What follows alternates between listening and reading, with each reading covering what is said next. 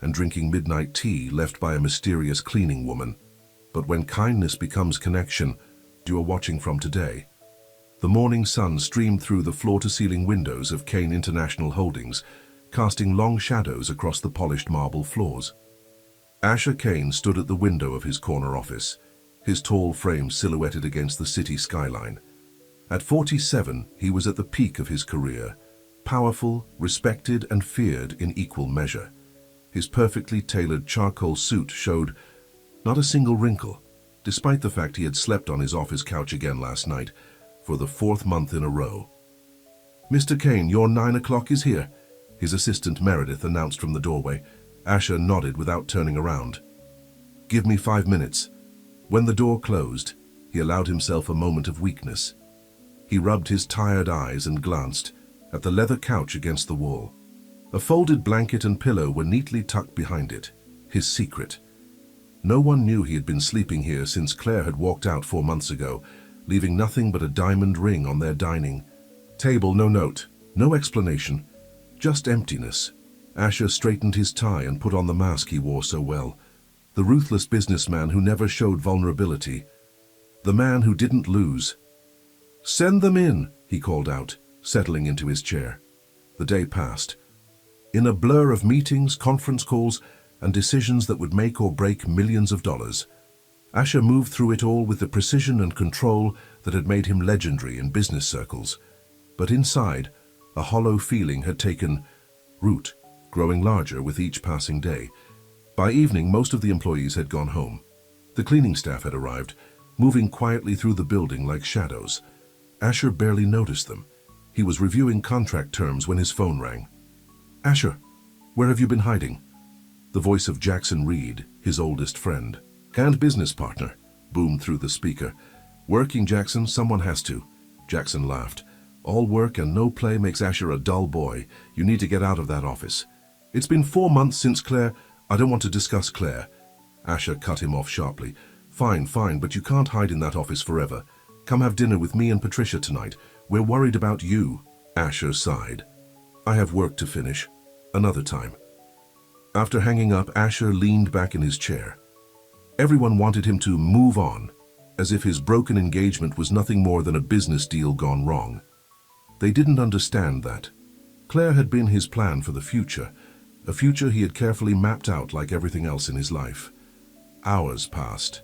The office grew quiet. Most of the cleaning staff had finished their work and gone home. Asher checked his watch, 11:30 p.m. He should sleep, but the thought of lying on the couch staring at the ceiling held no appeal. At precisely 11:42 p.m., there was a soft knock at his door. Asher frowned. Everyone should be gone by now. "Come." "In," he called out cautiously. The door opened slightly, but no one entered. Curious, Asher stood and walked over. When he pulled it open wider, he found only an empty hallway and a steaming cup of tea on the small table beside his door. Asher stared at it in confusion. This had happened before, several times over the past weeks. A cup of tea, always at the same time, always when he was alone in the office. At first, he'd thought it was Meredith trying to care for him, but she left promptly at 6 every evening. He picked up the cup, inhaling the soothing aroma. The gesture was so simple, yet strangely comforting. Like someone had noticed his late nights. Someone cared. But who? The next morning, Asher arrived early as usual, finding his assistant already at her desk. "Meredith, has anyone been asking about my working hours?" he questioned. She looked up, surprised. "No, sir. Is something wrong?" "Have you noticed anyone from the cleaning staff coming to my office around midnight?" Meredith shook her head. "I wouldn't know, sir. I'm not here that late. Should I ask security to check the cameras?" "No," Asher said quickly. For some reason, he didn't want to expose his mysterious tea-bearer. "It's nothing important." That night, Asher deliberately stayed, late again. At 11:35, he turned off the lights in his office, but left the door slightly ajar. He positioned himself where he could see out without being easily noticed.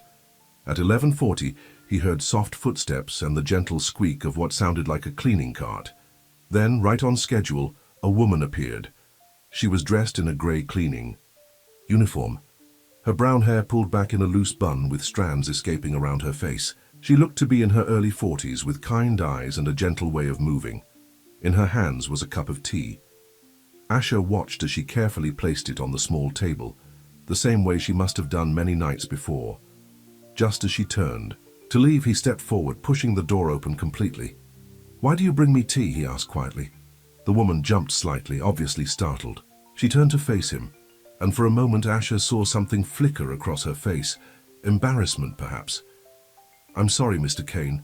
I didn't mean to disturb you," she said, her voice soft but not timid. "You didn't answer my question," he pressed. She met his gaze directly. "I figured even heartbreak needs something warm." Asher felt as if she'd slapped him. "How do you know I'm—" She shrugged gently. "Men who sleep in suits usually aren't just working late." He should have been offended. He should have reminded her of who he was, of the line she had crossed. Instead, he felt a strange sense of relief wash over him. For 4 months he'd maintained a perfect facade, and here was this woman, someone who cleaned his office, someone whose name he didn't even know, who had seen right through him. "What's your name?" he asked. Lena Drew."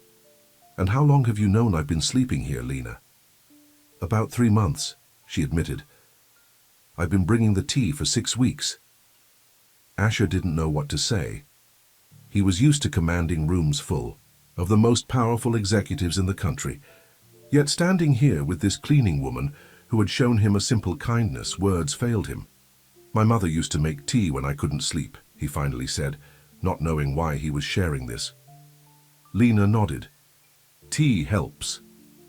But so does talking, if you ever need that." With that, she turned and continued down the hallway with her cart, leaving Asher staring after her, the cup of tea growing cool in his hands. The next night, Asher found himself watching the clock as 11:40 approached. When he heard the now familiar sound of the cleaning cart, he stepped out of his office. Lena didn't seem surprised to see him. "Good evening, Mr. Kane," she said, reaching into her cart for the tea she had prepared. "You don't have to do this," he said. "I know." She handed him the cup. "But sometimes small kindnesses matter." Instead of returning to his office, Asher found himself asking, "Do you have a minute to sit?" If she was surprised, she didn't show it. "Just finished this floor." "So yes." They sat in the small break room down the hall. It felt strange to Asher. He never used this room. It was for staff, not the CEO. Yet here he was, sitting across from a woman who cleaned his building, feeling more at ease than he had in months. "How long have you worked here?" he asked. "Almost 3 years now," Lena replied. "Night shift mostly." "Dessous. You like it?" She smiled slightly.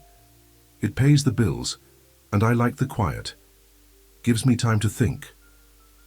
"What do you think about?" The question slipped out before he could stop it. Lena looked at him for a long moment, as if deciding whether to give him a real answer. "Live music, my husband sometimes." "Is he?" "He passed away 5 years ago, cancer." Her voice was steady, but Asher could hear the pain beneath the words. "He was a jazz saxophonist, played at the Blue Room downtown." "I'm sorry," Asher said. "Meaning it. We had 15 good years," Lena said, "more than some get." They sat in silence for a moment, sipping their tea. Asher found it oddly comforting, this quiet conversation with a stranger who somehow didn't feel like a stranger at all. "Your fiancée," Lena said carefully. "The one in the society pages with you." "She left?" Asher tensed. "Yes." He expected to feel anger at the personal question, but instead he just felt tired. 4 months ago, no warning." "That's rough," Lena said simply. "The board doesn't know I've been staying here," Asher admitted. "They'd see it as a weakness." "Heartbreak isn't weakness, Mr. Kane. It's just being human." The words hung in the air between them.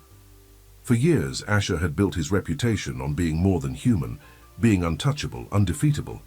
And in the span of one evening, this woman had seen through all of it. "Call me Asher," he said. "Please." Lena nodded, a small smile touching her lips. "Asher, then." Over the next few weeks, a routine developed. Asher would work late, and at 11:42, Lena would arrive with tea.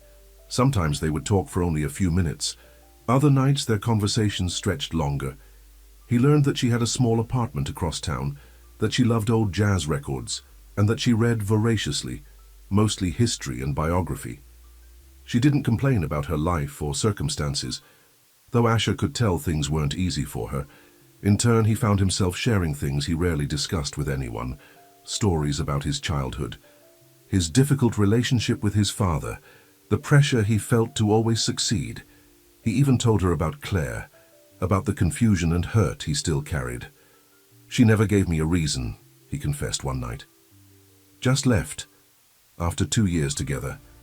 Sometimes people leave because they're afraid of staying," Lena said thoughtfully, "afraid of what they might find out about themselves." Asher found her perspective refreshing. She didn't flatter him or tell him what he wanted to hear like so many people in his life did. One night in late October, Asher was in the middle of a major crisis. A deal in Asia was falling apart, and he had been on calls all day trying to salvage it. By the time 11:42 rolled around, he was frustrated and on edge. When Lena knocked softly, he barked, "Not now!" She left without a word, and immediately Asher regretted his tone. He hurried to the door, but she was already gone. The cup of tea sat on the small table, steam rising from it as always. The next night, he made a point to be waiting when she arrived. "I'm sorry about yesterday," he said before she could speak.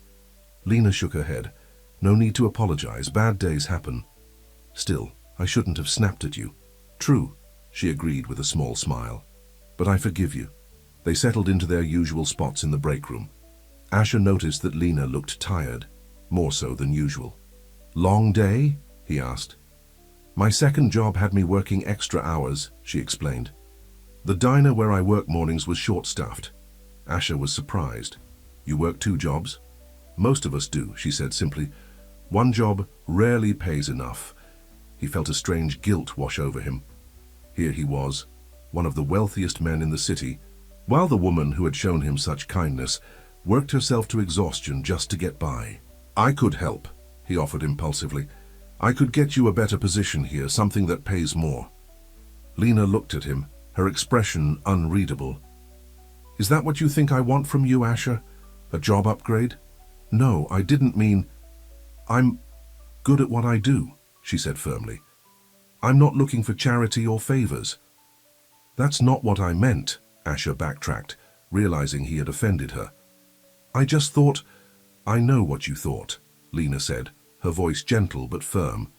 "But this," she gestured between them, "whatever it is, it works because we're just 2 people talking. Not the CEO and the cleaning lady. Just Asher and Lena." Asher nodded slowly, understanding what she meant. Their late-night conversations had become a refuge precisely because they existed outside the normal hierarchies of his world. "You're right," he admitted. "I'm sorry." As November began, Asher realized something had changed within him. He found himself looking forward to those late-night conversations more than anything else in his day. He started asking Lena about books she had mentioned, listening to jazz albums she recommended, and for the first time in 4 months, he wasn't thinking about Claire anymore. "Blessed intense. Are you finally getting over Claire?" Asher shrugged. "Maybe I'm just getting perspective." "Well, whatever it is, the board has noticed. They're pleased." Jackson leaned in closer. "Though there are some rumors going around that you've been spending nights at the office." "People talk, Asher." Asher felt a flicker of unease. "I work late sometimes. You know how it is." "Sure, but..." Jackson's phone rang, interrupting them. "Sorry, need to take this, but we'll talk more later." That night, when Lena arrived with the tea, Asher felt a strange tension. Their easy comfort was still there, but now there was something else, an awareness that had been building between them for weeks. "You know," Lena said as they sat together, "when I first started bringing you tea, I thought you might fire me for overstepping." Asher smiled. "I probably would have a few months ago." "What changed?" He looked at her, really looked at her, at the kindness in her eyes, the strength in her posture, the quiet dignity she carried. "I did," he admitted. "You made me see things differently." "That's what happens when you talk to people outside your usual circle," Lena said with a smile. "You get new perspectives." As the clock approached midnight, Neither seemed eager to end their conversation, but finally Lena stood. "I should finish my rounds," she said. "Of course." Asher stood as well. "Lena, I've been thinking, there's a tribute concert at the Blue Room this weekend. For jazz musicians who've passed away in the last decade. Your husband might be honored. Would you want to go?" "With me?" The invitation hung in the air between them, a step across a line they had been carefully maintaining. Lena looked surprised, then thoughtful. As friends," Asher said quickly, though he wasn't sure that was entirely true anymore. "Just to listen to good music and remember." Lena smiled, a real smile that reached her eyes. "I'd like that, Asher. I'd like that very much." As she walked away, Asher felt something he hadn't experienced in a long time. Hope. Not the calculated optimism he showed shareholders or the confident predictions he made in boardrooms. Real hope. The kind that made his heart beat a little faster. Neither of them noticed the figure standing in the shadows at the end of the hallway, Jackson Reed, who had returned to drop off some documents for the morning meeting. He watched the exchange between his best friend and the cleaning woman with narrowed eyes. As Asher returned to his office, a hint of smile on his face, Jackson pulled out his phone and made a call. "Patricia? It's me. I think we have a problem with Asher. A big one." "Jackson." Reed paced the floor of his luxurious penthouse apartment, phone pressed to his ear. "Patricia, you should have seen them. Our friend, the great Asher Kane, making eyes at a cleaning woman.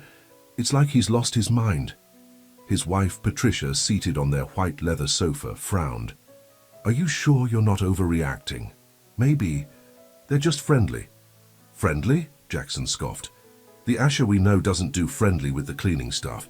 Something's going on, and the timing couldn't be worse. The Nakamura deal is hanging by a thread, and the board is already nervous about Asher's state of mind since Claire left."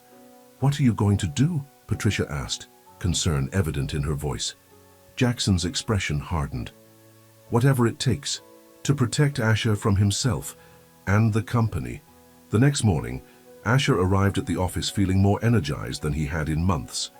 The thought of attending the jazz concert with Lena had given him something to look forward to, something personal, not related to business or his broken engagement.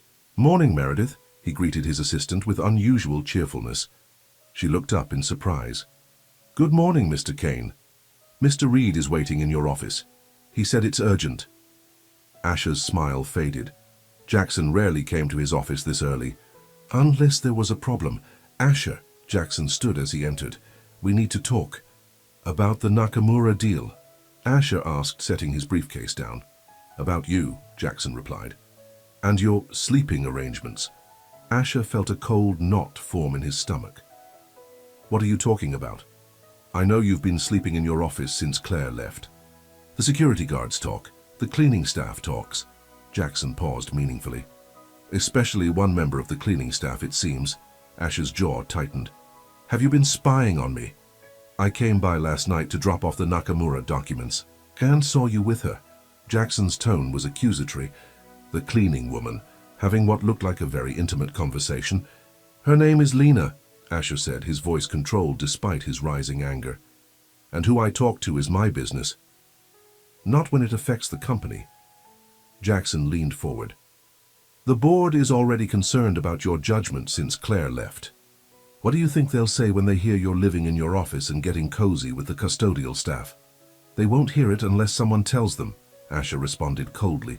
"People are already talking, Asher." Jackson's tone softened slightly. "Look, I'm not your enemy. I'm trying to protect you. The Nakamura deal is worth billions. We can't afford any distractions or scandals right now." Asher ran a hand through his hair, frustration evident. "There's no scandal, Jackson. Lena is..." He paused, not sure how to explain what she had become to him. "She's a friend." Jackson raised an eyebrow. "A friend? Do you even hear yourself? CEOs don't befriend cleaning ladies, Asher. It's inappropriate. It blurs the lines. And it makes people question your judgment. I don't care what people think." "Well, you should." Jackson stood up. "The board meeting is tomorrow. Get your house in order before then. And for God's sake, go home tonight. Sleep in your own bed." After Jackson left, Asher sat at his desk. a storm of emotions churning within him. He knew Jackson was right about one thing: perception mattered in business. But the thought of ending his conversations with Lena felt like losing something precious. The day passed in a blur of meetings and phone calls. The Nakamura deal was indeed precarious, requiring all of Asher's focus and skill. By evening, he was mentally exhausted. As 11:42 approached, Asher found himself torn. The rational part of him knew he should leave, go to his empty penthouse, and cut off this unusual friendship before it caused problems. But something stronger kept him rooted in place, waiting. When Lena appeared with her cart, Asher felt an involuntary smile spread across his face. "Tea time," she said, handing him the familiar cup. "Thank you." He hesitated. "Lena, about the concert on Saturday." "I'm looking forward to it," she said, her eyes warm.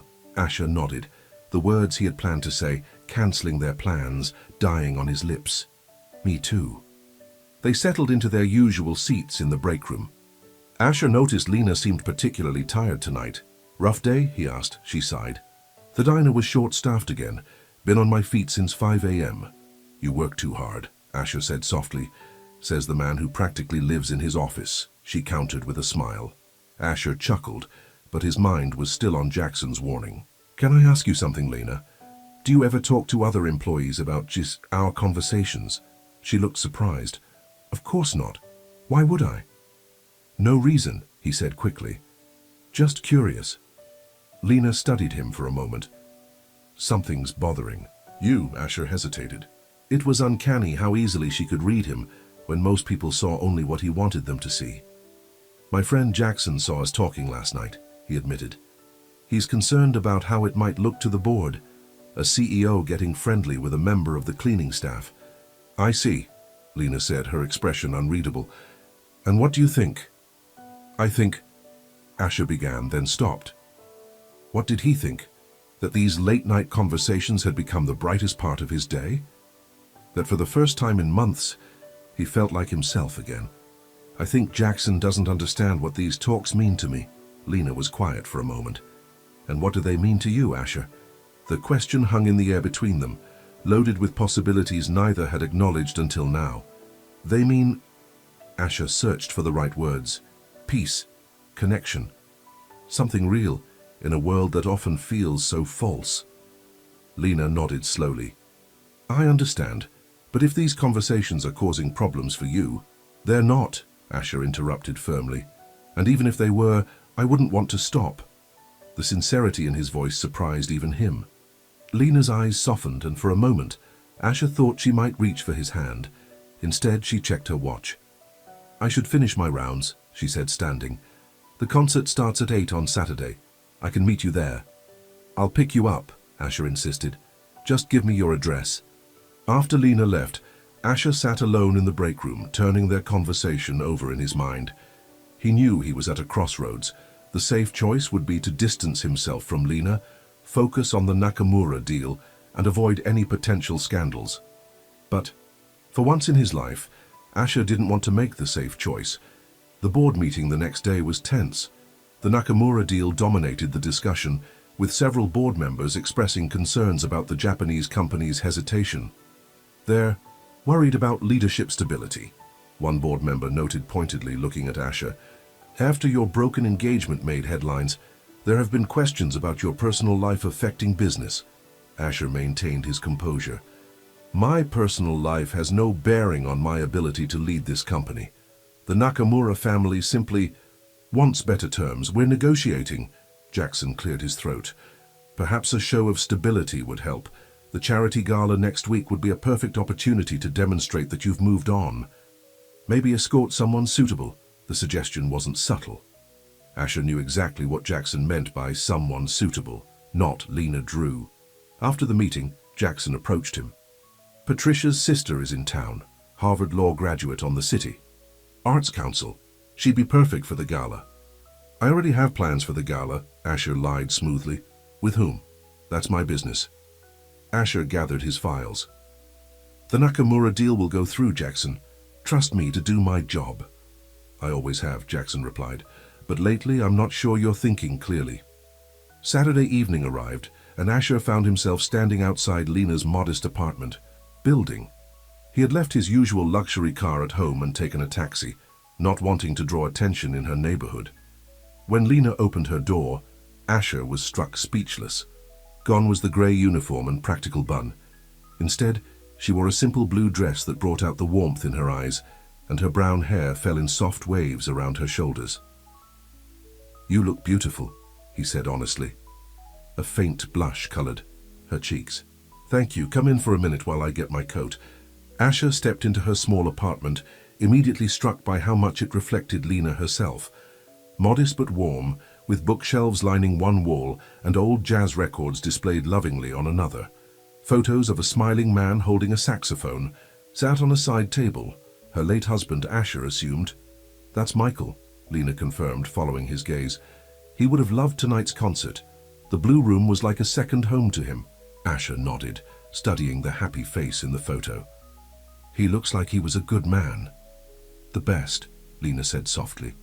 She picked up her coat, a slightly worn but elegant black wool. "Shall we?" The Blue Room was packed when they arrived. The small jazz club had an intimate atmosphere. Dim lighting, small tables clustered around a central stage, walls lined with photos of musicians who had played there over the decades. Asher felt strangely nervous as they were shown to their table. This wasn't a business dinner or a society event where he knew exactly how to behave.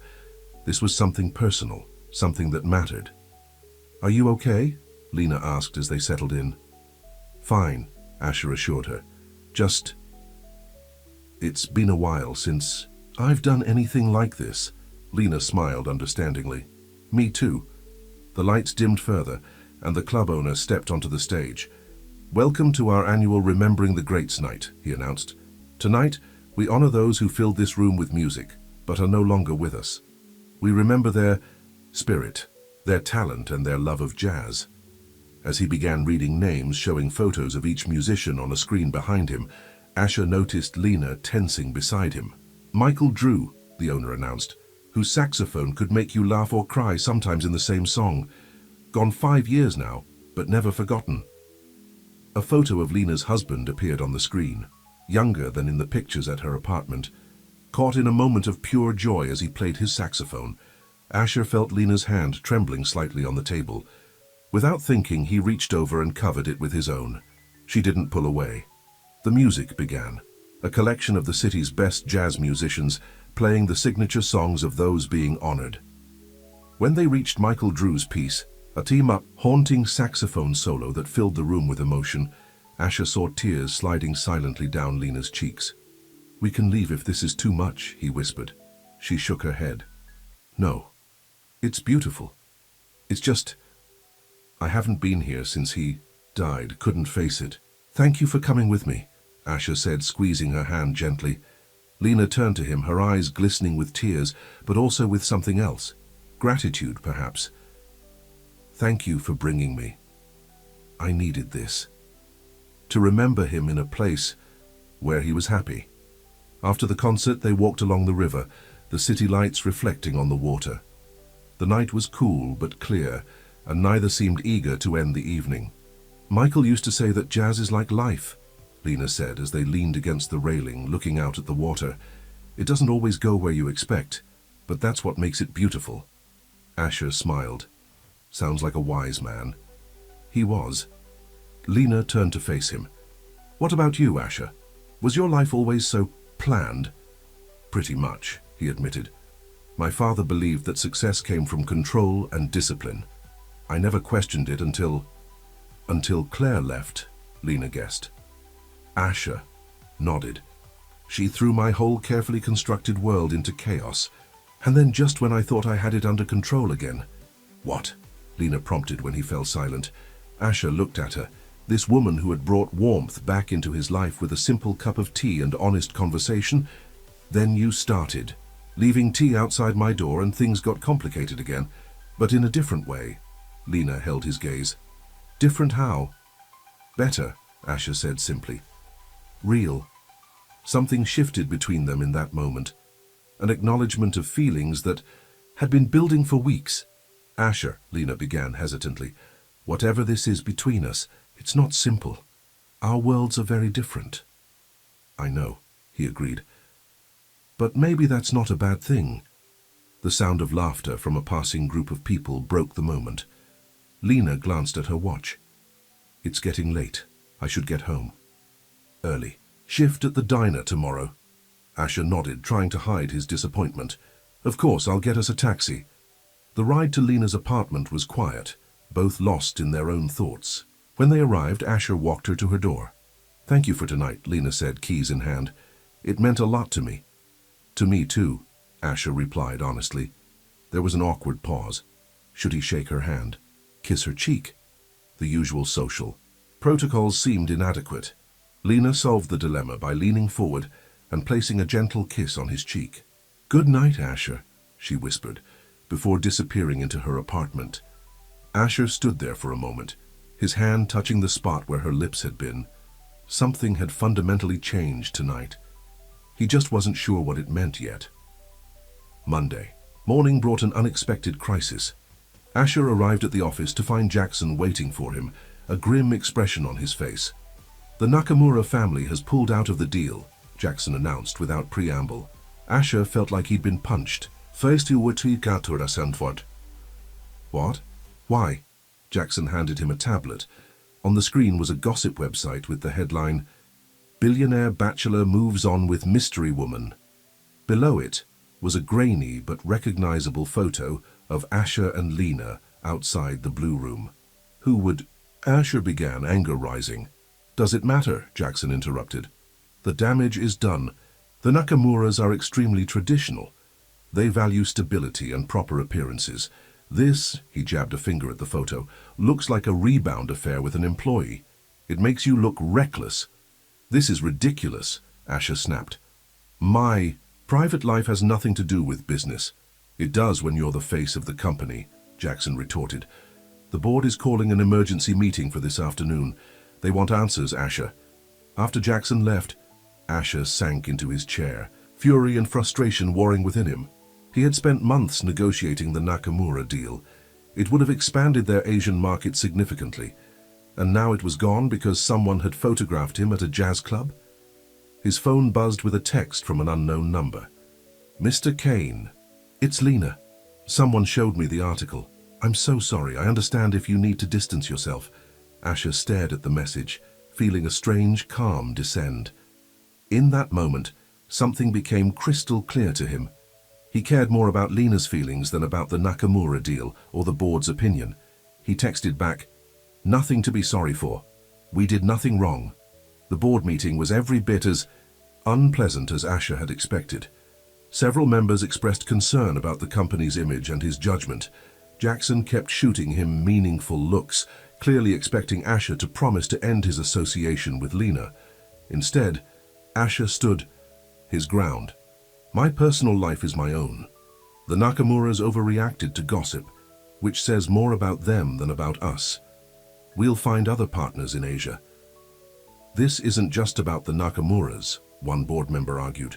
It's about stability and judgment. First the broken engagement, now this entanglement with an employee. It raises questions. Lena Drew is a good person, Asher said firmly. She works 2 jobs to make ends meet. She brought me tea when I was staying late because she's kind. We attended a jazz concert honoring her late husband. That's hardly scandalous. The room fell silent. It was the most personal Asher had ever been in a board meeting, and everyone seemed unsure how to respond. Finally, the board chairman spoke up. Perhaps we should focus on business solutions rather than Mr. Kane's private matters. What's our next move in Asia without the Nakamuras? Asher seized the opportunity to redirect the conversation, outlining alternative strategies. By the end of the meeting, the immediate crisis had been diffused, but he could tell the issue wasn't forgotten, merely postponed. As he left the boardroom, Jackson caught up to him. You're making a mistake, Asher. This woman, her name is... Lena, Asher interrupted sharply. Fine, Lena, she might be a wonderful person, but she's not from our world. You have nothing in common. What could possibly come of this? Asher considered the question seriously. I don't know, he admitted. But I know I'm not willing to walk away, just because it might be complicated. Jackson shook his head. The charity gala is this weekend. Everyone who matters will be there, including potential new Asian partners. Please tell me you're not planning to bring her. Would it be so terrible if I did? Asher challenged. Yes, Jackson said bluntly. It would confirm every rumor and raise even more questions. At least wait until this blows over. Asher knew Jackson had a point. Bringing Lena to such a high-profile event right now would only intensify the scrutiny, but the thought of attending with someone else felt wrong. I'll go alone, he decided. That night, Asher stayed late at the office, partly from habit and partly hoping to see Lena. But 11:42 came and went with no sign of her. Finally, around midnight, he heard the familiar sound of the cleaning cart. When he stepped into the hallway, he found not Lena, but an older man vacuuming. "Excuse me," Asher called out. "I'm looking for Lena Drew. She usually works this floor." The man looked up. "Ms. Drew switched to the downtown offices, started tonight." Asher felt his heart sink. She had transferred without even telling him. Was she trying to protect him from further scandal? Or was she pulling away because things had become too complicated? Either way, he wasn't willing to let her disappear from his life so easily. The next morning, Asher made a decision. He had spent his entire career calculating risks and making strategic moves. It was time to apply that same decisive approach to his personal life. He called his assistant. "Meredith, I need the address of our downtown office building and the cleaning schedule there." "Right away, Mr. Kane," she replied, sounding puzzled. "May I ask why?" "I need to speak with someone," Asher said simply. "It's important." That night, Asher drove to the downtown office building. According to the schedule Meredith had obtained, Lena would be working the 8th floor around midnight. As he rode the elevator up, Asher realized he hadn't felt this nervous since his first major business presentation 15 years ago. But this mattered more than any deal ever had. When the elevator doors opened on the 8th floor, he saw her immediately, pushing her familiar cart down the empty corridor, her back to him.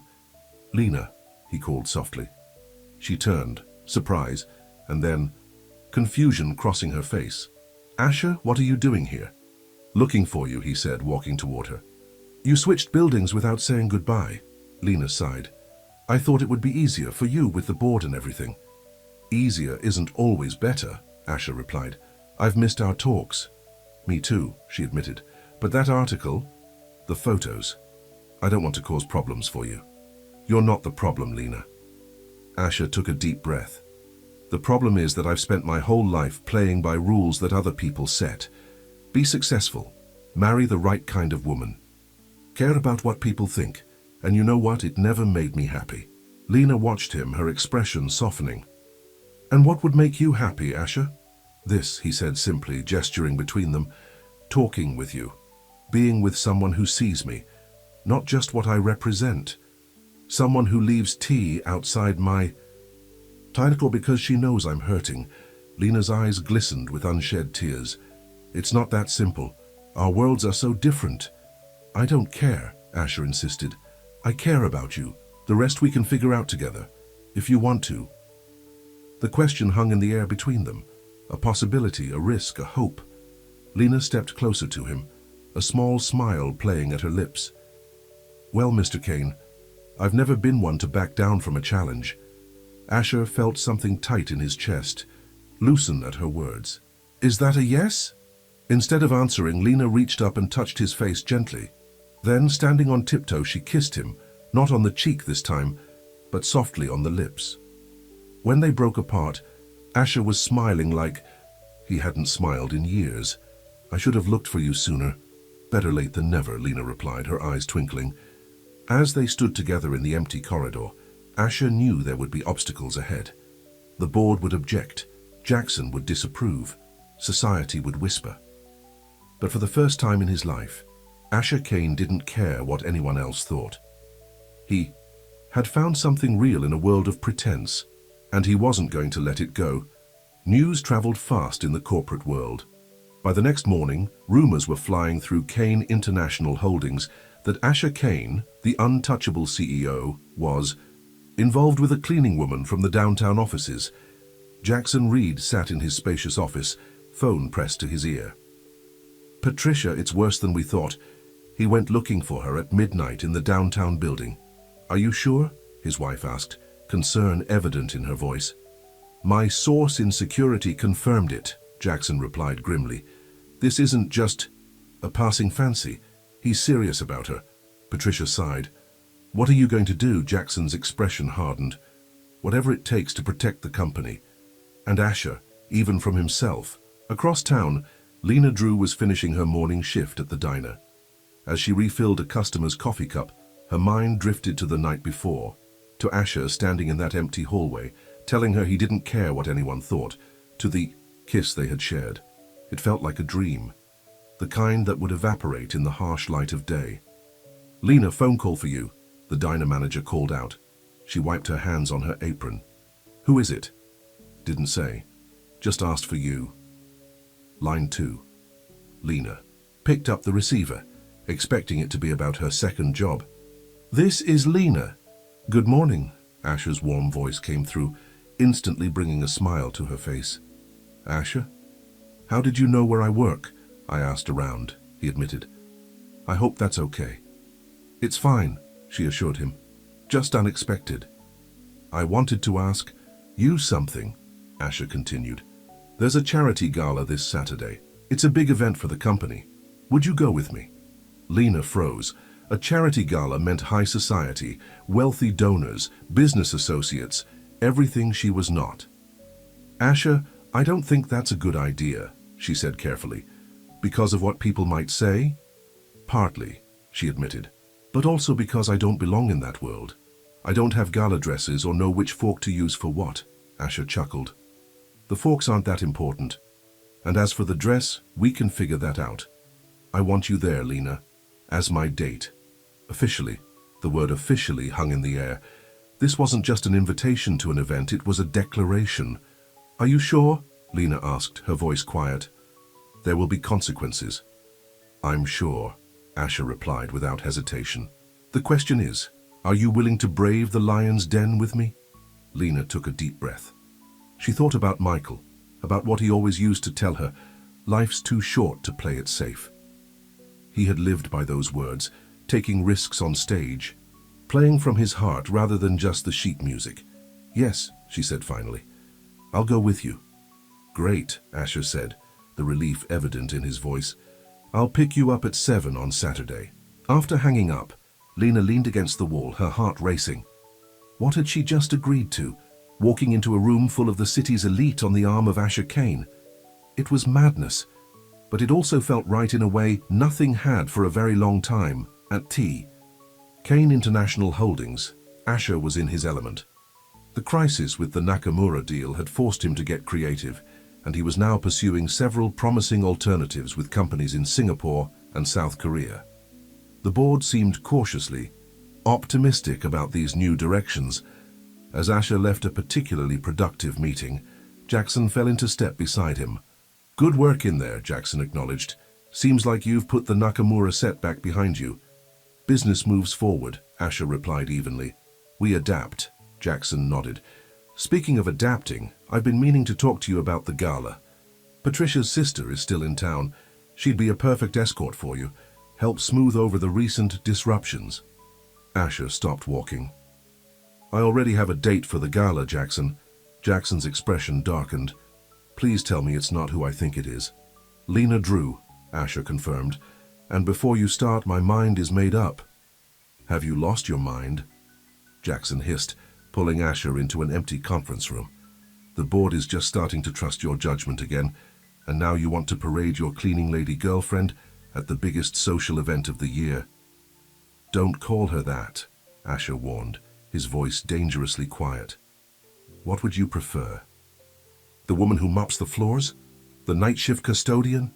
Jackson ran a hand through his hair in frustration. Asher, be reasonable. I understand you might have feelings for this woman, but this isn't just about you. It's about the company, about all the people who depend on Kane International's stability and reputation. I am being reasonable, Asher insisted. I'm living my life on my terms for once, and Lena makes me happy. Happier than I've been in years. Jackson studied his friend. This isn't like you. The Asher Kane I know always puts business first. Maybe it's time for a change, Asher replied simply. The board won't like it. I'll handle the board. Jackson shook his head. You're making a mistake, Asher. One that could cost you everything. Or it could be the best decision I've ever made, Asher countered. Either way, it's my choice to make. As Saturday approached, Lena found herself facing a practical problem. She had nothing appropriate to wear to a charity gala. Her nicest dress was the blue one she had worn to the jazz club, and she knew instinctively it wouldn't be formal enough. On Friday, as she was finishing her shift at the diner, the bell above, the door jingled. Lena looked up to see a stylish woman in her 50s, with short silver hair and kind eyes. We're closing in 10 minutes, Lena informed her. The woman smiled. I'm not here for coffee. I'm looking for Lena Drew. Lena frowned, wiping her hands. On her apron. That's me. Can I help you? My name is Margaret Wilson. I'm Asher Kane's mother. Lena felt her heart skip a beat. Oh, I wasn't expecting. Neither was I until my son called me yesterday, Margaret said with a warm smile. He mentioned you might need some help preparing for tomorrow's gala. Did he send you to give me etiquette lessons? Lena asked, unable to keep a hint of defensiveness from her voice. Margaret laughed. Good heavens, no, those people aren't worth impressing. I came to offer you something else, access to my closet. I have several gowns that might suit you, and we appear to be similar in size. Lena blinked in surprise. You want to lend me a dress? If you'd like, Margaret confirmed. No pressure, but Asher mentioned you were concerned, and I thought I might help. There was something in Margaret's eyes, a kindness, an absence of judgment, that instantly put Lena at ease. That's very generous of you, Lena said sincerely. But why would you help me? You don't even know me. Margaret's expression softened. Because my son hasn't sounded this happy in years, not even with Claire, and I'm curious about the woman who put that warmth back in his voice. 2 hours later, Lena found herself in Margaret Wilson's elegant townhouse, surrounded by more beautiful dresses than she had ever seen in one place. What about this one? Margaret suggested, holding up. A deep emerald gown with simple lines and subtle beading. Lena touched the fabric reverently. That's beautiful, but I couldn't possibly try it on, Margaret encouraged. Humor an old woman. When Lena emerged from the dressing room, Margaret's eyes widened. Perfect, she declared. With your coloring, it's absolutely stunning. Lena turned to look in the full-length mirror and barely recognized herself. The emerald dress fit as if it had been made for her, highlighting her slender figure and bringing out the warm tones in her skin and hair. I can't accept this, Lena protested weakly. It's too much. Nonsense, Margaret replied firmly. It's been sitting in my closet for years. Now it will go to a gala and make my son smile. That's worth more than any dress. As Lena prepared to leave, Margaret took her hands. May I offer one piece of advice, my dear? Lena nodded. Those people tomorrow night, they'll judge you. They'll whisper. They'll try to make you feel small. Margaret's expression was serious. Don't let them. You've already won what matters, Asher's heart. The rest is just noise. Lena squeezed the older woman's hands. Thank you. Not just for the dress, but for understanding. Margaret smiled. I wasn't always Mrs. Wilson, the society matron, you know. I was a receptionist when I met Asher's father. I know what it's like to walk into a room and feel everyone wondering why you're there. Lena's eyes widened in surprise. I had no idea. Most people don't, Margaret said with a wink. That's the secret, Lena. In time, if you act like you belong, everyone else will believe it too. Saturday evening arrived all too quickly. As Lena put the finishing touches on her hair, swept up in an elegant knot that had taken 3 attempts to perfect, she felt a flutter of nerves in her stomach. This wasn't just a date. It was Asher making a statement to his entire social circle. A knock at her door announced his arrival. When she opened it, Asher stood there in a perfectly tailored tuxedo, looking every inch the powerful CEO. For a moment, Lena felt the gulf between their worlds acutely. Then he saw her in the emerald dress, and his expression transformed into one of such pure admiration that all her doubts melted away. You look incredible, he said softly. Lena smiled. Your mother has excellent taste. Asher raised an eyebrow. You met my mother? She found me at the diner yesterday, Lena explained. Arrived with a peace offering in the form of this dress. Asher shook his head, looking both surprised and pleased. I mentioned your concerns about the gala to her, but I didn't expect her to take matters into her own hands. I like her, Lena said simply. She's kind, but she doesn't suffer fools. That's a perfect description of my mother, Asher agreed with a chuckle. Ready for this? Lena took a deep breath. As ready as I'll ever be. The Riverside Grand Hotel's ballroom was transformed for the annual Children's Hospital Charity Gala. Crystal chandeliers cast a warm glow over tables draped in white linen and adorned with elaborate floral centerpieces. The city's wealthiest and most influential people mingled, glasses of champagne in hand, jewelry glittering in the soft light. As Asher and Lena entered, a noticeable hush fell over the nearest groups of people. Heads turned, whispers began. Lena felt her pulse quicken, but Asher's hand at the small of her back remained steady, grounding her. Asher, there you are. Jackson approached, a forced smile on his face.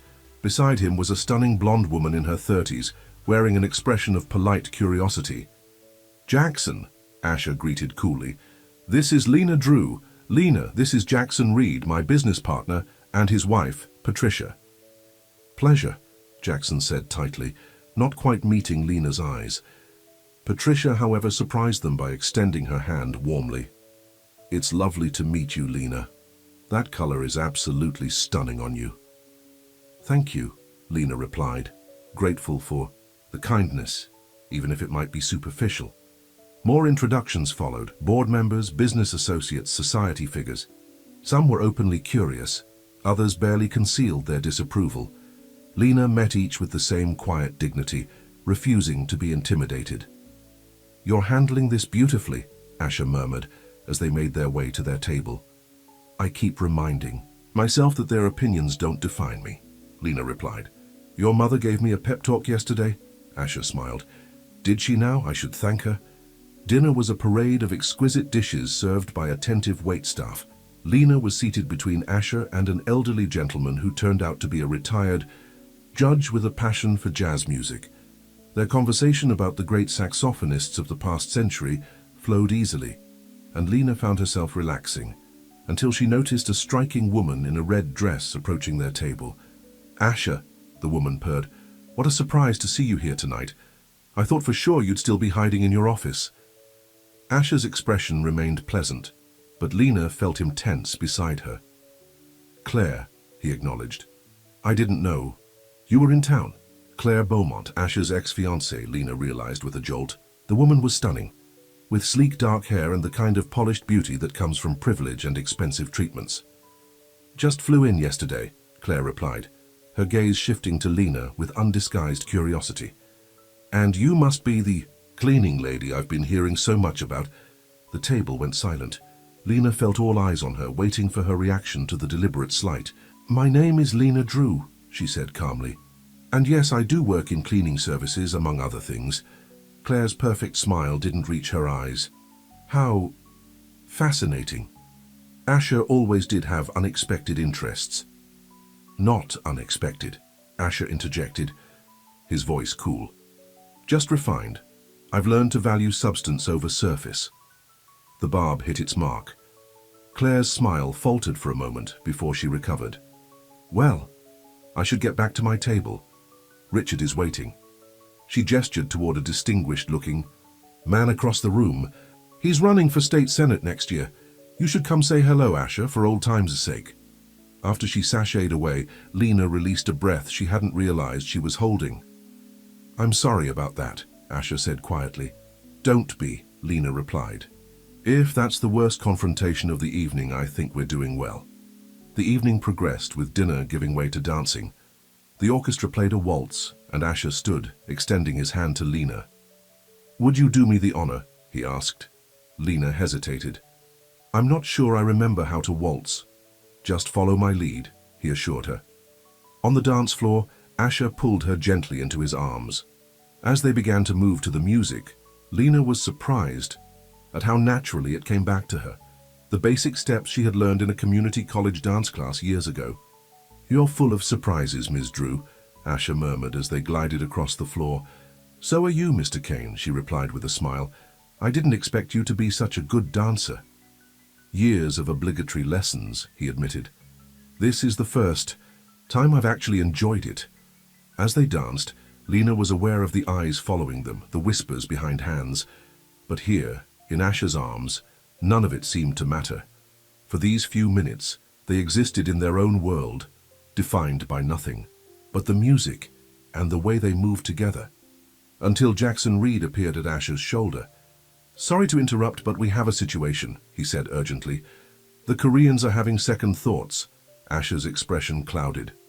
"What? Why?" "They've heard rumors," Jackson said, glancing meaningfully at Lena. "About instability in leadership. They want reassurance." Asher sighed. "When?" "Now. They're on a conference call in the business suite upstairs. Mr. Park specifically asked for you." Asher turned to Lena, regret in his eyes. "I'm sorry. This is important." "I understand," she assured him. "Go. Do what you need to do." After Asher left with Jackson, Lena made her way to their table, feeling suddenly exposed without him beside her. She noticed the subtle shifts in the room, people who had been polite earlier, now barely acknowledging her presence. "May I join you?" a warm voice asked. Lena looked up to see Margaret Wilson standing there, elegant in a navy blue gown. "Please," Lena said gratefully. Margaret settled into the chair next to her. "I saw my son being pulled away for business. How typical." "It sounded important," Lena said. "Something about Korean investors." Margaret raised an eyebrow. "And Jackson just happened to need Asher right in the middle of your dance." Lena frowned. "You think it was deliberate?" "I've known Jackson Reed for 20 years, Margaret replied. "He's as calculating as they come. Always has been, even when he and Asher were in college together." They sat in comfortable silence for a moment, watching the dancers. "They'll never accept me, will they?" Lena asked quietly. "These people? This world?" Margaret considered her question seriously. "Some will, some won't. The question is whether that matters to you, or to Asher." "I don't want to be a liability to him," Lena admitted. "His business, his reputation, they're important." "So are you," Margaret countered. "I haven't seen my son look at anyone the way he looks at you, not even Claire."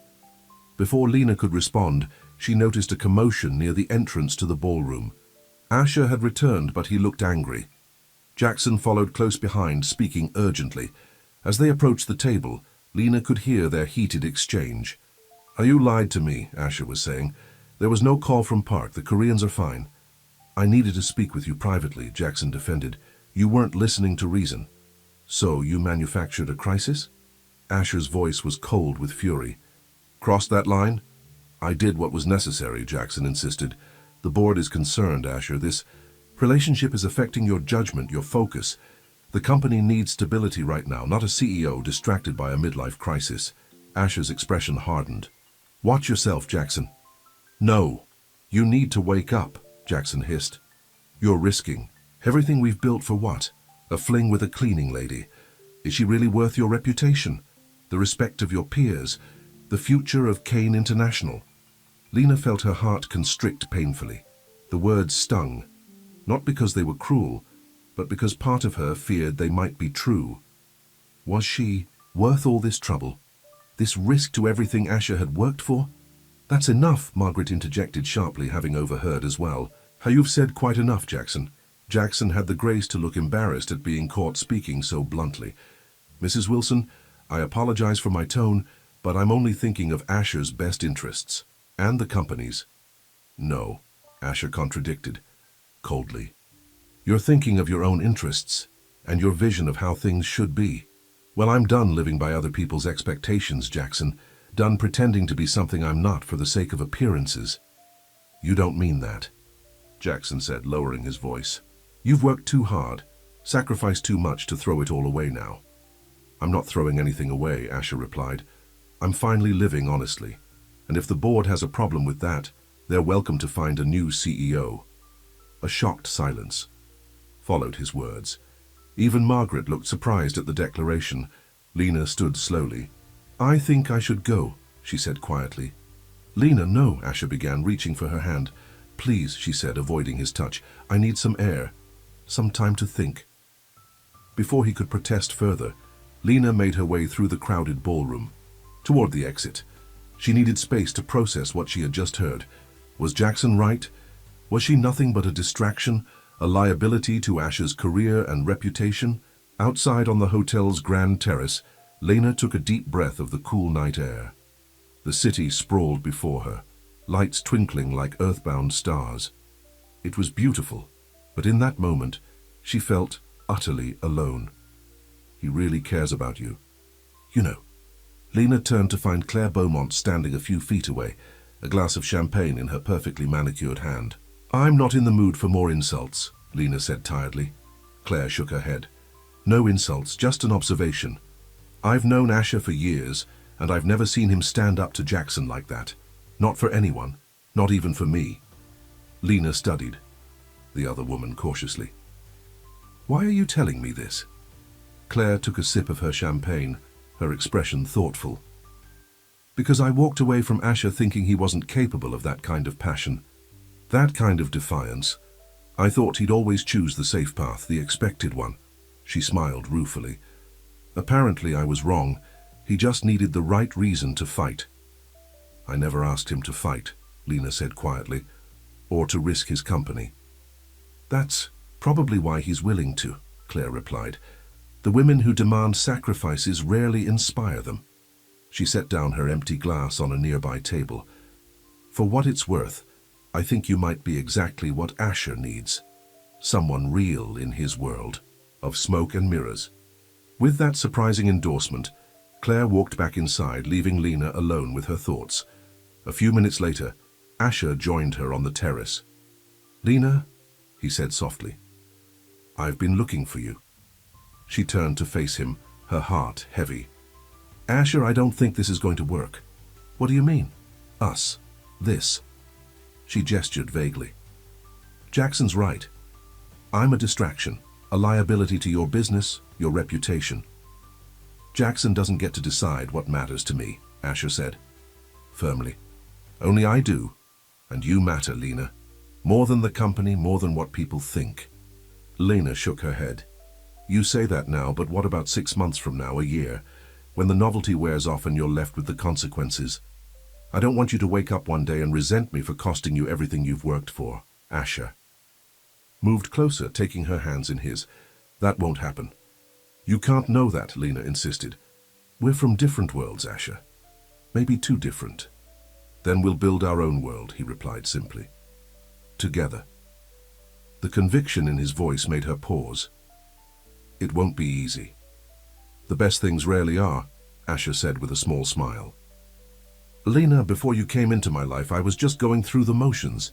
Successful, yes, but empty inside. You changed that. You reminded me what it means to really live, to really feel. I'm not willing to go back to that emptiness. Not for Jackson, not for the board, not for anyone. Lena felt tears welling in her eyes. I'm scared, she admitted. Scared that I'm not enough, that I'll never fit into your life.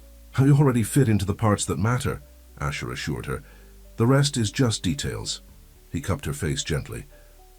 I'm falling in love with you, Lena Drew, and that terrifies me more than any business risk ever could. But it's also the most alive I've felt in years. The words hung in the air between them, honest and vulnerable. Lena felt something shift inside her, a wall crumbling, a fear receding. I'm falling in love with you too, she whispered, and it terrifies me just as much. Asher smiled, relief and joy mixing in his expression. Then we can be terrified together. As he leaned down to kiss her, Lena knew they were crossing a threshold. There would be challenges ahead, prejudices to face, differences to navigate. But in this moment, with the city lights spread out below them and the stars shining above, none of that seemed to matter. In Asher's arms, Lena felt something she hadn't experienced since Michael died, the sense that she belonged exactly where she was. Inside the ballroom, Jackson Reed watched the couple on the terrace through the large windows. His expression was unreadable as he pulled out his phone and dialed a number. It's me, he said when the call connected. We need to talk about Asher and his cleaning lady. I think it's time for Plan B. The gala continued around him, laughter and music filling the air. While on the terrace, Asher and Lena remained in their own world, unaware of the storm gathering on the horizon. The Monday morning following the gala, Asher arrived at Kane International Holdings to find his assistant, Meredith, looking unusually anxious. "Mr. Kane, the board has called an emergency meeting," she informed him. 9 o'clock in the main conference room. Asher checked his watch, 8:30. "Any idea what this is about?" Meredith hesitated. "There are rumors, sir, about you and, well, about your personal life." "I see," Asher replied calmly, though internally he was bracing for battle. "Thank you, Meredith." In his office, Asher found a stack of financial reports that needed his review before the Asian markets opened, but his mind kept drifting to Lena and the night of the gala. Despite the confrontation with Jackson, it had ended wonderfully. After their moment on the terrace, they had returned to the ballroom, danced again, and then left early, stopping for ice cream at an all-night diner like teenagers. Lena had been different after their conversation, more relaxed, more confident, as if she had made a decision to stop worrying about what others thought and simply be herself. It was one of the many things Asher admired about her, that quiet strength that ran beneath her gentle exterior. At precisely 9 o'clock, Asher walked into the board meeting. He could feel the tension in the room immediately. Jackson sat at one end of the table, his expression grim. Beside him was Patricia, who avoided meeting Asher's eyes. "Asher, thank you for joining us," the board chairman, Walter Bennett, began formally. "We've called this meeting to discuss some concerns that have been raised about your recent behavior and its impact on the company." "My behavior," Asher repeated, keeping his tone neutral. "Yes," Walter continued. "Specifically, your relationship with an employee, which has now become public knowledge, and your apparent disregard for how this relationship might affect the company's reputation and stability." Asher nodded slowly. "I assume you're referring to Lena Drew." "We are," Walter confirmed. "Jackson has brought to our attention that this involvement has affected your focus and judgment in recent months. The loss of the Nakamura deal is just one example." Asher shot Jackson a cold look. "The Nakamura deal fell through because of leaked photos to the gossip press. I wonder who might have had an interest in making that happen." Jackson straightened in his chair. "Are you accusing me of something, Asher?" "I'm simply pointing out that timing is interesting," Asher replied coolly, "especially given your clear disapproval of my relationship with Lena." Walter cleared his throat. "Regardless of how the information leaked, the fact remains that your personal choices are now affecting the company. Our stock price has dipped 3 points since those photos surfaced." "A temporary fluctuation," Asher countered. "The new Korean negotiations are proceeding well, and the Singapore deal is all but finalized. Both will more than compensate for the Nakamura loss." "Perhaps," another board member interjected, "but there's concern about the future, about your focus and priorities." Asher looked around the table, meeting each person's gaze directly. "Let me be clear. My relationship with Lena Drew is not up for discussion in this room. My personal life is my own. What is open for discussion is my performance as CEO, which remains exemplary by every measurable standard." "Asher," Jackson leaned forward, "no one is questioning your abilities. We're concerned about perception, about stability, especially after everything with Claire." "Ah, so that's it," Asher said, understanding dawning. "You think I'm having some sort of breakdown? First the broken engagement, now a relationship with someone inappropriate. You think I'm unstable?" Walter shifted uncomfortably. "We're simply concerned, Asher. You haven't been yourself lately." "Actually, Walter, I'm more myself than I've been in years," Asher replied firmly. "And if my choices make some of you uncomfortable, that's something you'll need to come to terms with, because I'm not ending my relationship with Lena." A tense silence fell over the room. Finally, Jackson spoke up. "Then perhaps you should consider stepping back temporarily. Take some time off. Clear your head." "You'd like that, wouldn't you, Jackson?" Asher said quietly. "Me out of the way while you guide the board's decisions." Patricia, who had remained silent until now, suddenly spoke up. "That's not fair, Asher. Jackson is thinking of the company, of you." "Is he?" Asher turned to her. "Or is he thinking of himself?" Of the power vacuum that would be created if I stepped down? That's enough, Walter interceded. This isn't productive. You're right, Asher agreed, standing up. So let me make this simple. I am the CEO of Kane International Holdings. My personal life is my own business. If the board feels that my performance is lacking, they're welcome to review the quarterly results, the new market expansions, and the rising profit margins. Beyond that, I suggest we focus on business matters in this room. With that, Asher walked out, leaving a stunned silence in his wake. As he returned to his office, his phone buzzed with a text from Lena. Thinking of you today. Hope the meeting goes well. Despite the confrontation, Asher smiled. Just a simple message from her could lift his spirits. He texted back, Stormy, but I'm still standing. Dinner tonight? Her reply came quickly. Of course. My place? I make. A mean lasagna. Perfect, he typed. Can't wait. The rest of the day passed in a flurry of work. Asher threw himself into finalizing the Singapore deal, determined to prove to the board, and perhaps to himself, that his personal life wasn't affecting his business acumen. By evening, he was ready for the comfort of Lena's company. Her small apartment, with its bookshelves and jazz records, had begun to feel more like home than his luxurious but sterile penthouse. When Lena opened the door, the warm smell of garlic and tomatoes enveloped him. You weren't kidding about the lasagna, he said, kissing her gently. Family recipe, she replied with a smile. My grandmother was Italian. Come in, it's almost ready. As they sat at her small kitchen table, eating lasagna and sharing a bottle of red wine, Asher recounted the board meeting. They really think I'm having some sort of midlife crisis, he said, shaking his head. As if finding happiness must mean I've lost my mind. Lena's expression was thoughtful. People don't like what they don't understand, and someone like you being with someone like me, it doesn't fit their worldview. Their worldview needs expanding then, Asher said firmly. Lena reached across the table, taking his hand. Are you sure this is worth it? All this conflict, the pressure? Absolutely, Asher said without hesitation. You are worth everything. Lena, I've never been more certain of anything. Her eyes softened. I feel the same way, but I hate being the cause of trouble for you. For you're not the cause, Asher assured her. The cause is other people's narrow-mindedness, their insistence on putting everyone in neat little boxes, CEO with socialite, cleaner with blue-collar worker. Never the twain shall meet. And yet here we are, Lena said with a small smile.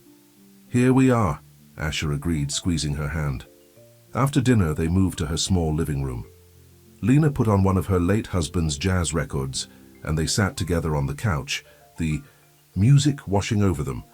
Michael would have liked you, Lena said suddenly. He always said I deserved someone who could see me. Really see me? Asher pulled her closer. I wish I could have met him, thanked him for being part of what made you who you are. Lena rested her head on his shoulder. Sometimes I feel guilty, she admitted, for being this happy again. Like I'm somehow being disloyal to his memory.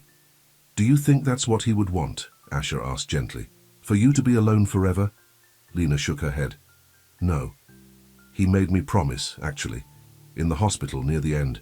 He said, when you're ready, find someone who makes you laugh, someone who sees your heart. Wise man, Asher said softly. They sat in comfortable silence for a while, listening to the soulful saxophone notes filling the room. Move in with me, Asher said suddenly.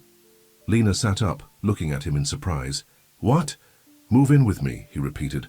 Or I'll move in here, I don't care which. I just want to be with you every day, not just stolen evenings and weekends. Asher, are you sure? That's a big step. I'm sure, he said firmly. I love you, Lena. I want to build a life with you. Lena's eyes filled with tears. I love you too, she whispered. But your board already thinks you're having a breakdown. What will they say if we move in together? I don't care what they say, Asher replied. I'm done living for other people's approval. Lena studied his face, searching for any signs of doubt. Finding none, she nodded slowly. Okay. Okay? Asher repeated, breaking into a smile. Yes, Lena confirmed, her own smile growing. But not your penthouse. It's beautiful, but it doesn't feel like a home. Like somewhere real people live. We'll find a new place, Asher agreed immediately. Something that feels right for both of us. As they sealed the decision with a kiss, Asher felt a sense of rightness settle over him. This was what had been missing from his life. Not professional success or social status, but this simple, profound connection with someone who truly saw him. The next morning, Asher arrived at the office earlier than usual. He had a plan forming. One, that would secure his position at the company, while giving him the freedom to live his life on his own terms. He called his lawyer and his financial advisor, setting up meetings for later that day. Then he began drafting a proposal for the board. Around 10 o'clock, Jackson appeared in his doorway. "We need to talk," he said without preamble. "Come in," Asher replied calmly, setting aside his work. Jackson closed the door behind him. "You embarrassed me in front of the board yesterday. You brought my personal life up for discussion without warning me," Asher countered. "What did you expect?" Jackson sighed, dropping into a chair. "I expected you to see reason, to understand what's at stake here." "I understand perfectly," Asher replied. "I just have different priorities than you do."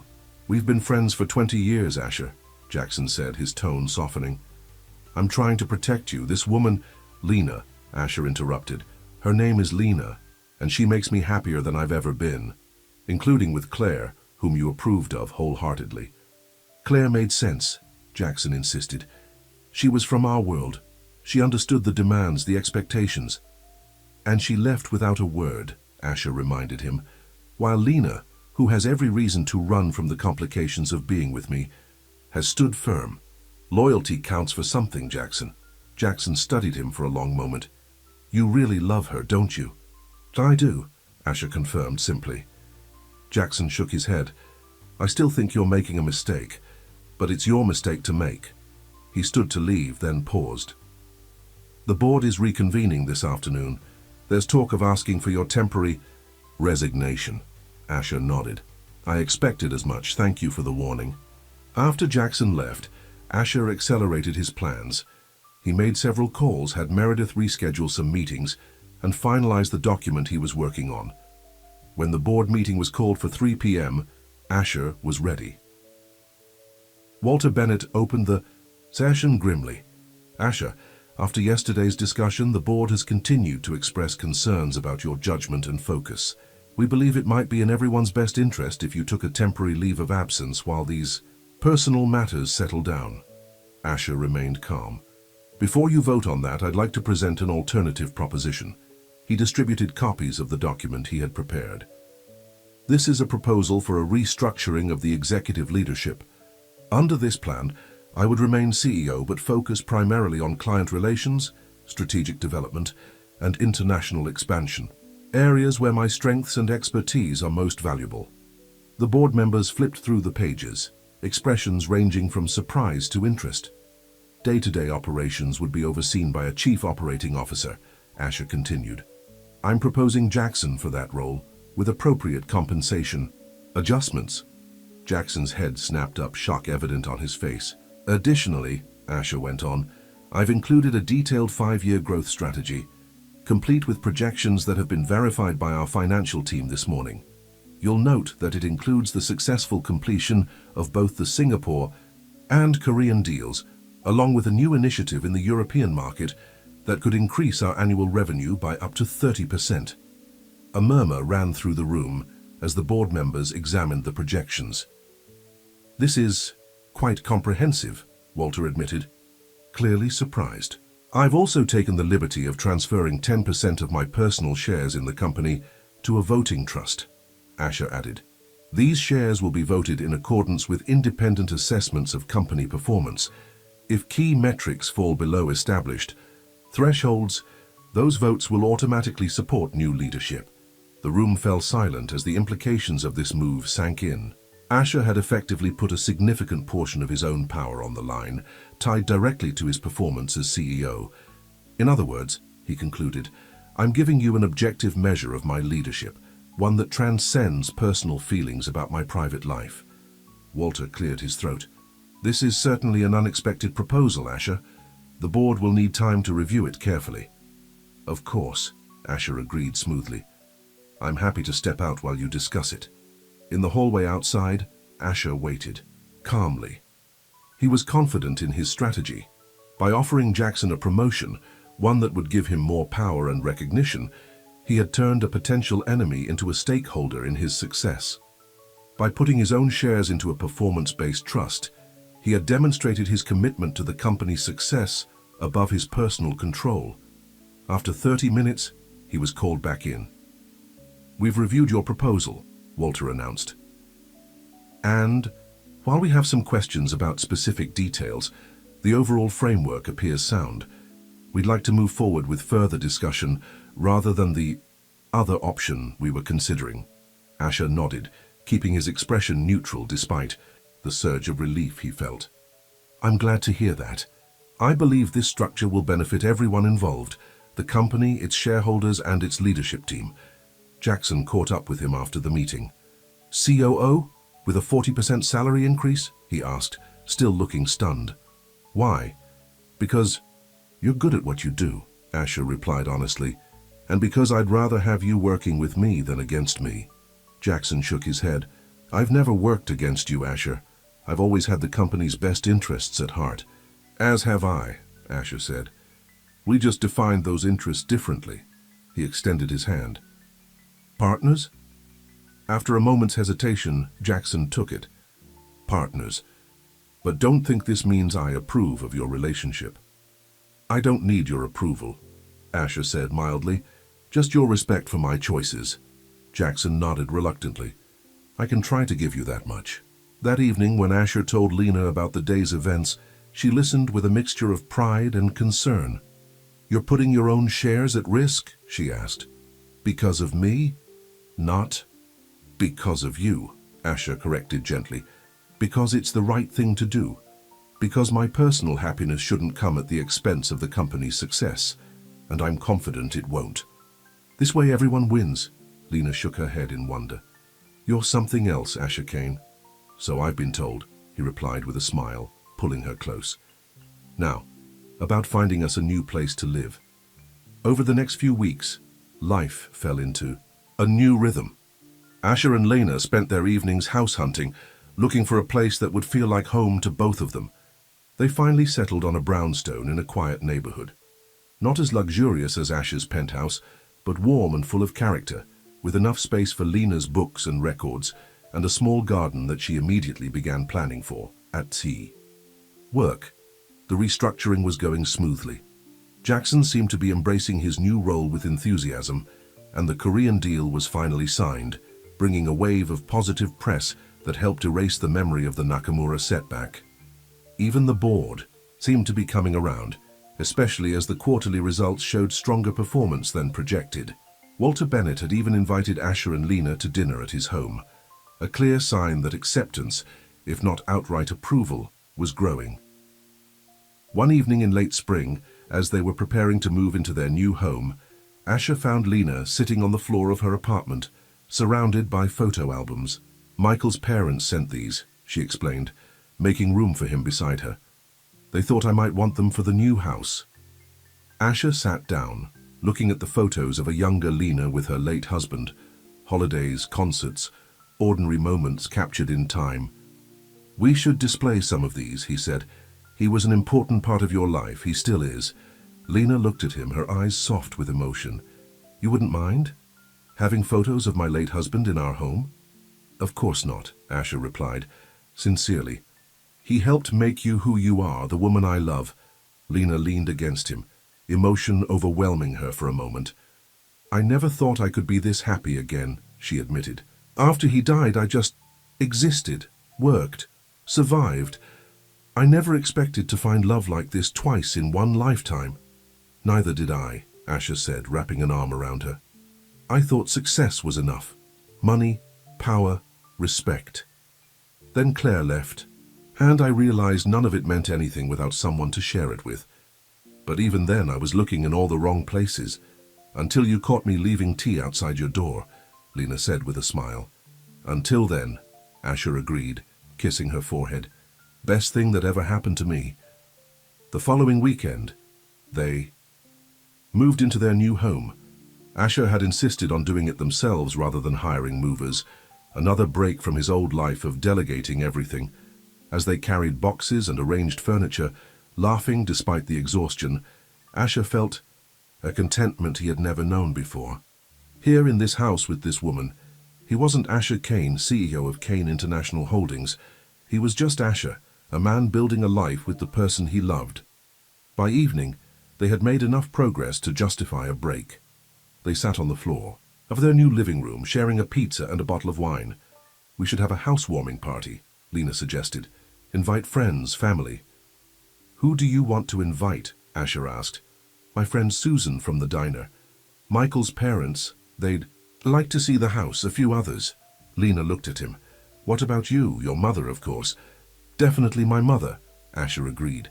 "She's already planning to redecorate for us, I'm sure." "What about Jackson and Patricia?" Lena asked carefully. Asher considered it.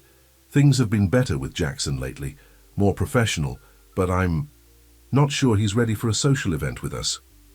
"Maybe it would help," Lena suggested. "Show him that this is real, that we're not going anywhere."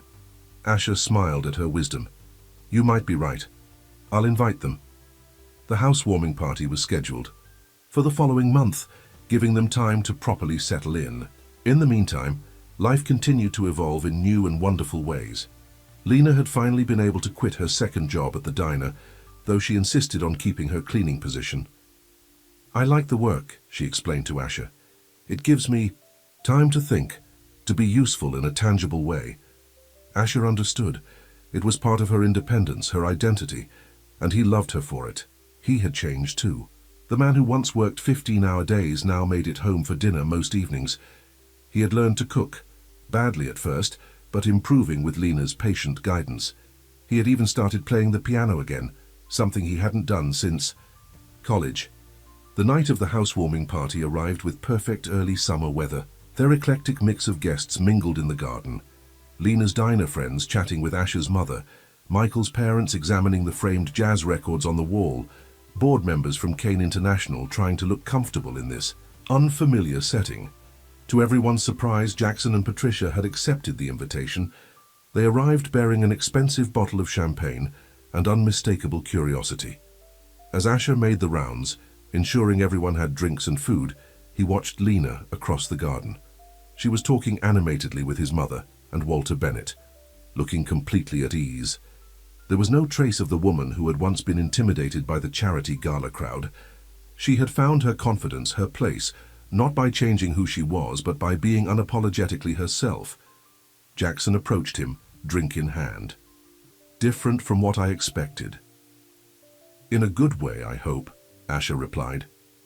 Jackson nodded slowly. "It suits you, both of you." "Thank you for coming," Asher said sincerely. "It means a lot to Lena, and to me." Jackson glanced over at Lena. "She's not what I expected either," he admitted. "The board was impressed with her at the Phillips meeting last week." Asher raised an eyebrow. "You invited her to a business meeting?" "Walter's idea," Jackson said with a shrug. "He thought it would help smooth things over if the board got to know her in a neutral setting. She was impressive, intelligent, dignified, not at all what they were picturing." "I could have told them that," Asher said, unable to keep a hint of smugness from his voice. "Yes, well," Jackson cleared his throat. "I may have been hasty in my judgment." It was as close to an apology as Jackson Reed was likely to give, and Asher accepted it as such. "Water under the bridge," he said, clinking his glass against Jackson's. As the evening progressed, Asher found himself standing alone for a moment, observing the gathering. His past and present had come together in this garden, his corporate life, Lena's world, their shared future.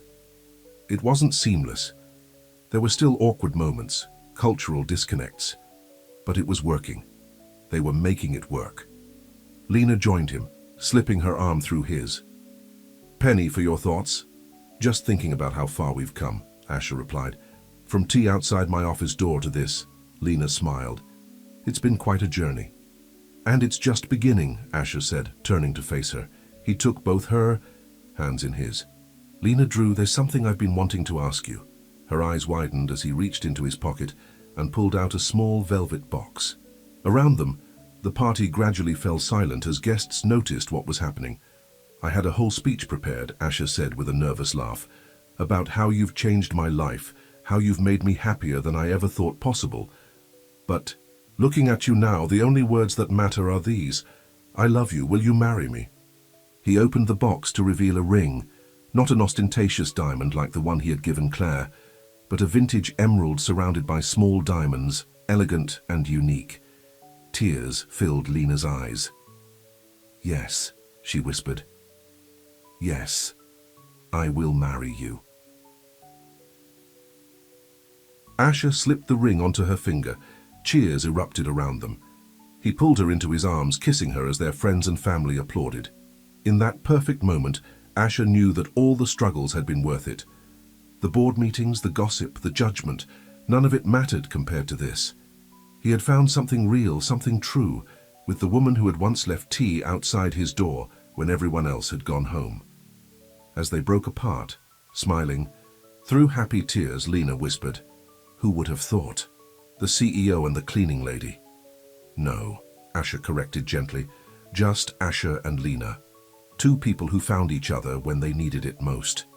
Around them, their unlikely family came. Together to celebrate, different worlds colliding and creating something new, something beautiful.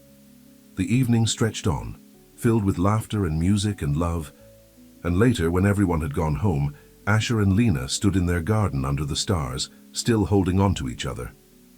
"Are you happy?" he asked, looking into her eyes. "Completely," she replied without hesitation.